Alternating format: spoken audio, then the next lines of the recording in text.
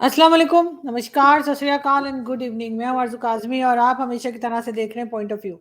हमें जी जॉइन किया है डॉक्टर इश्तियाक अहमद साहब ने, किसी तारुफ के मोहताज नहीं है, सर को सब जानते हैं, बल्कि सर की वजह से अब लोग हमें भी जानने लगे हैं। बहुत शुक्रिया सर, कह जा पाएँ। Thank you so much.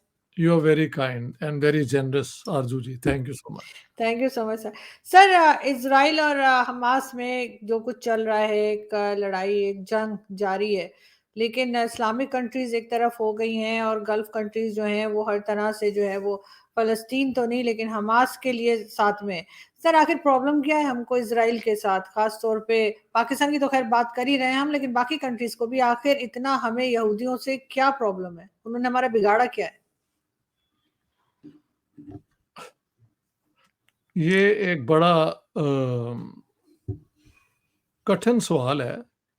Actually यहूदियों ने हमारा तारीखी तौर पे तो कुछ नहीं बिगाड़ा और यानी जब तक ये इज़राइल नहीं बन गया, तो यहूदियों की तो अपनी हुकूमत कहीं नहीं थी।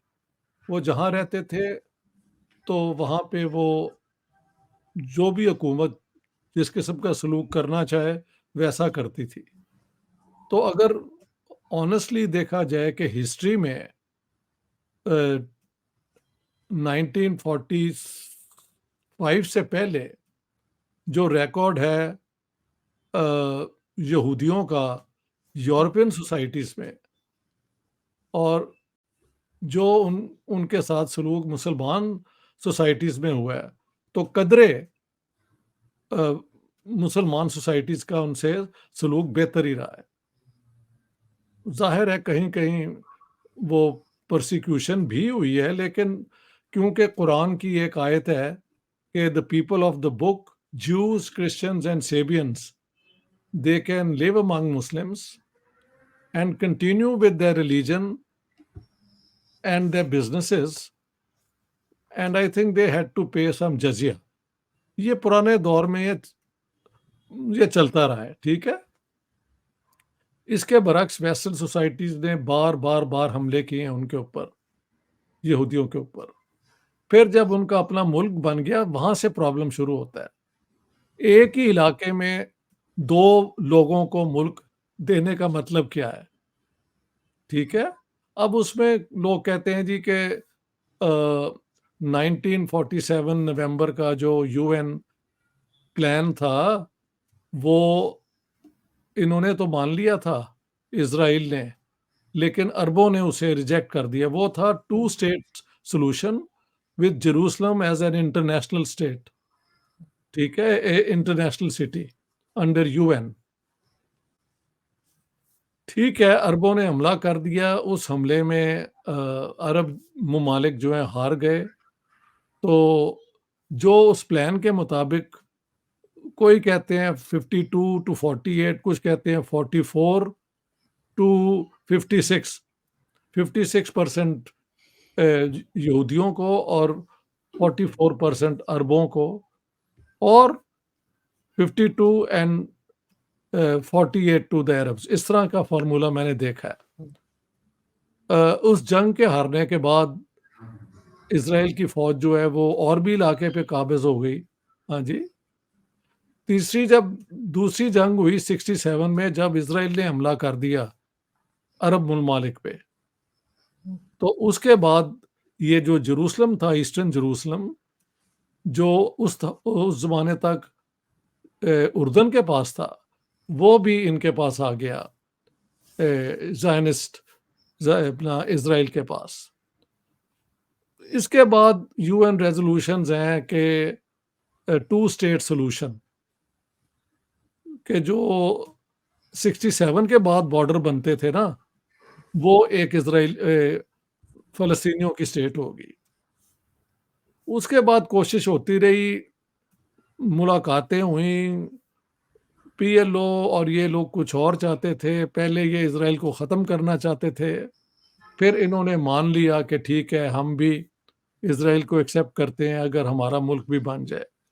उस मुल्क के बनने में अब दोनों तरफ से इंटरप्रिटेशंस हैं, बट आखिर में हमने आके देखा है कि ये अपना इज़राइल के जो अखबार है ना, हैरेट्स, उसके एडिटर गिडियन लेवी, उनका कहना है कि इज़राइल ने कभी भी उस टू स्टेट सॉल्यूशन को दिल से नहीं था माना, ये एक बहाना ही होता रहा।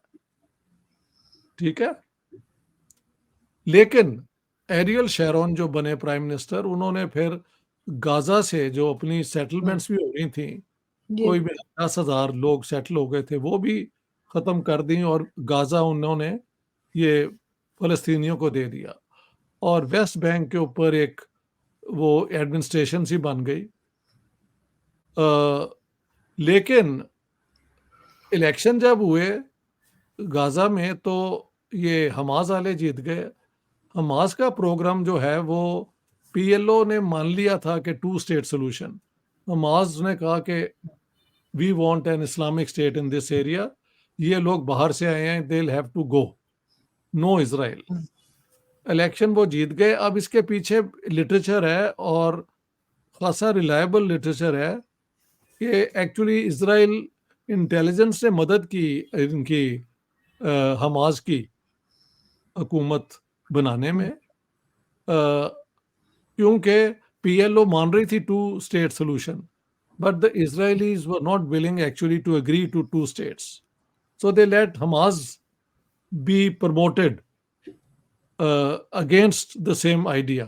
वो ख़त्म करना चाहते थे। तो इन हालात में वो आप कह सकते हैं एक इम्पास या डेडलॉक हो गया। और जब से नेतन्याहू जी आए हैं, इन्होंने एक्सट्रीमिस्ट किस्म की बातें की कि नो टू स्टेट्स, ये वो यूं यूं यूं। अब अरबों के साथ जो इनका हो रहा था समझौता और इब्राहिमिक अकॉर्ड और इनकी बातें हुई थी, शायद आपके साथ मैंने प्रोग्राम किया था, मैंने कहा इसको हम वेलकम करते हैं अगर जो फ़लस्तीनी हैं उनको भी कुछ उनकी भी बात को इंक्लूड किया जाए। लगता है कि उस बात को कोई ज़्यादा तवज्जो नहीं दी गई और so at this stage I think Hamas ने फिर ये हमला किया। अब इस हमला के साथ-साथ ईरान की प्रॉम्प्टिंग या उधर से वेपन्स आते हैं और हिज़्बुल्लाह उनके 2 मेन एलाइज़ हैं। अलबत्ता क्योंकि गाज़ा पे इतनी बॉम्बिंग हुई है और इतने लोग मारे गए हैं, 5,000 मैंने अभी टोटल देखा है, फ़लस्तीनियों का जो मारे गए हैं। That's a very high number. हाँ जी, तो ये है बिल्कुल, लेकिन बैक। सर हमला तो हमास ने किया था और अगर लोग कहते हैं कि अगर बार-बार जैसे इज़राइल के बारे में कहा जाता है, अक्सर हमारे यहाँ तो बहुत ही कहते हैं हम इज़राइल को ख़त्म कर देंगे, हम इज़राइल को नक्शे से मिटा देंगे, ये कर देंगे। ऐसी बातें अगर कोई सुनेगा, तो वो क्या करेगा? जो लोग ऐसी बातें कर रहे होंगे फ़लस्तीन में और दूसरी जगह पे, क्या उनके लिए उनके दिल में नफ़रत नहीं आएगी? क्या वो उठ के उनको नहीं मारेंगे? लेकिन नहीं इस मैं बार तो हमास ने अटैक किया है, फेस्टिवल कोई चल रहा था और जिस तरीके से इज़राइल की तो जो पिक्चर्स हैं या फुटेजेस हैं वो तो मीडिया दिखा ही नहीं रहा है, इस्लामिक कंट्री का मीडिया सिर्फ़ और सिर्फ़ फ़लस्तीन पे और हमास पे फ़ोकस है। दूसरी तरफ भी तो लोगों की जानें गई हैं। I agree. ये एक वो मीडिया जंग भी तो है ना। हुँ, वेस्टर्न पावर्स जो हैं वो दिखा रही हैं जो इज़राइल के साथ हुआ और हमारी जो चैनल्स हैं वो जो फ़लस्तीनियों के साथ हुआ। लेकिन यू आर राइट, हमला हमास ने किया। लेकिन हमास के हमला को एक कॉन्टेक्स्ट में देखने से ये भी पता लगता है कि जिन लोगों को आप 15 या 17 साल तक एक ओपन एयर प्रिजन, ये मेरी हुँ, अल्फाज नहीं है, ये prime minister of UK David hmm, Cameron के अल्फाज हैं कि Gaza is an open air prison. हुँ, आना जाना हर चीज कंट्रोल, ये वो। उसकी वजह भी है कि गाजा जो है वो ये हमास वाले ये वो क्या कहते हैं, आर्म्ड स्ट्रगल में यकीन रखते हैं। पीएलओ ने हुँ, तो मान लिया हुआ है। पहले पीएलओ भी आर्म्ड स्ट्रगल करती थी, वो खत्म हो गया। हुँ। हाँ जी, तो जी। मेरे ख्याल इज़राइलियों को भी अ, ये जो पैलेस्टीनियंस के राइट हैं, उनको कहीं तो अकोमोडेट करना पड़ेगा ना। अगर ये इस तरफ रुख करते तो शायद हमास की जो एक पोजीशन है वो इतनी मजबूत ना होती, और अगर ये मजबूत इज़राइल की मदद से ही हुए हैं तो ये बहुत कॉम्प्लिकेटेड स्टोरी है। ये बिल्कुल ऐसे है जैसे इंदिरा गांधी ने भिंडरांवाले को, जो सिख लीडर था, प्रमोट किया खालिस्तानी, वो जो थे अकाली सिखों के खिलाफ।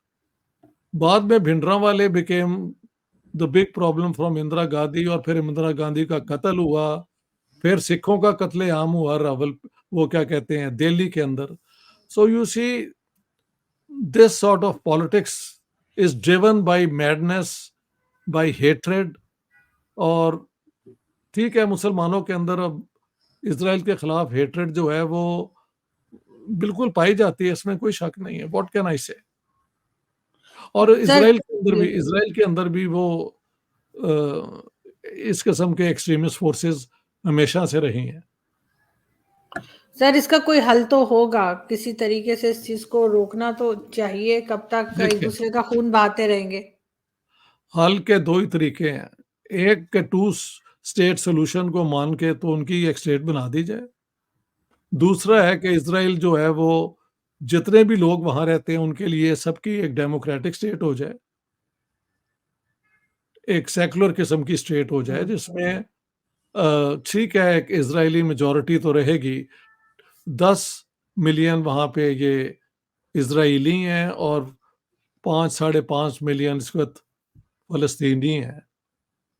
तो ये एक स्टेट में इक्वल सिटीजन्स अगर बन जाएं तो मेरे ख्याल से ये भी एक हल है। सर लेकिन अगर इन दोनों में से कोई हल नहीं होगा तो फिर ये प्रॉब्लम चलता रहेगा, ये मैं कह रहा हूँ। सर इससे पहले हमने देखा कि यूक्रेन और रशियन वॉर की वजह से भी दुनिया ने बड़ी मुसीबतें उठाई, जिसमें खासतौर पे इकोनॉमी कई कई कंट्रीज की खराब हुई।